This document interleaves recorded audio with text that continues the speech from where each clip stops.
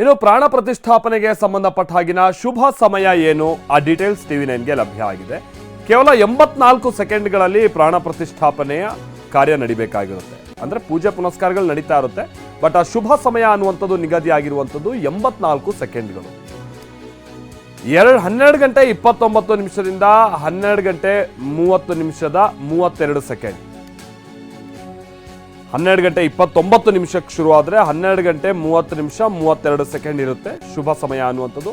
ಪೂಜಾ ವಿಧಿವಿಧಾನಗಳನ್ನ ನೇತೃತ್ವವನ್ನ ನಿಮ್ಗೆ ಗೊತ್ತಿರೋ ಹಾಗೆ ಪ್ರಧಾನಿ ನರೇಂದ್ರ ಮೋದಿ ಅವರೇ ವಹಿಸ್ಕೊಳ್ತಾರೆ.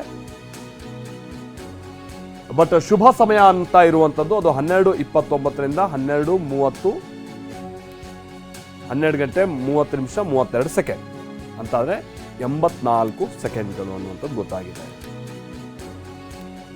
ಬಾಲರಾಮನ ಮೂರ್ತಿಯನ್ನ ಪ್ರಧಾನಿ ಮೋದಿ ಪ್ರತಿಷ್ಠಾಪಿಸಲಿದ್ದಾರೆ. ಕಾಶಿಯ ಪ್ರಸಿದ್ಧ ವೈದಿಕ ಆಚಾರ್ಯ ಗಣೇಶ್ವರ್, ಆಮೇಲೆ ಆಚಾರ್ಯ ಲಕ್ಷ್ಮೀಕಾಂತ್ ದೀಕ್ಷಿತ್ ಅವರ ನೇತೃತ್ವದಲ್ಲಿ ಪೂಜೆ ಪುನಸ್ಕಾರಗಳು ನಡೆಯುತ್ತೆ. 121 ವೈದಿಕ ಆಚಾರ್ಯರಿಂದ ಧಾರ್ಮಿಕ ಕಾರ್ಯಗಳು ನಾಳೆ ಜರುಗುತ್ತವೆ. 121 ವೈದಿಕ ಆಚಾರ್ಯರಿಂದ ಧಾರ್ಮಿಕ ಕಾರ್ಯಕ್ರಮಗಳು ನಡೆಯುತ್ತವೆ. ಕಾಶಿಯ ಪ್ರಸಿದ್ಧ ವೈದಿಕ ಆಚಾರ್ಯ ಗಣೇಶ್ವರ್ ಹಾಗೆ ಆಚಾರ್ಯ ಲಕ್ಷ್ಮೀಕಾಂತ್ ದೀಕ್ಷಿತ್ ಇವರು ಪೂಜೆ ಪುನಸ್ಕಾರವನ್ನು ನಡೆಸ್ಕೊಡಲಿದ್ದಾರೆ. ಒಟ್ಟು 121 ಮಂದಿ ವೈದಿಕ ಆಚಾರ್ಯರು ಈ ಧಾರ್ಮಿಕ ಕಾರ್ಯದಲ್ಲಿ ತೊಡಗಿಸಿಕೊಂಡಿರ್ತಾರೆ.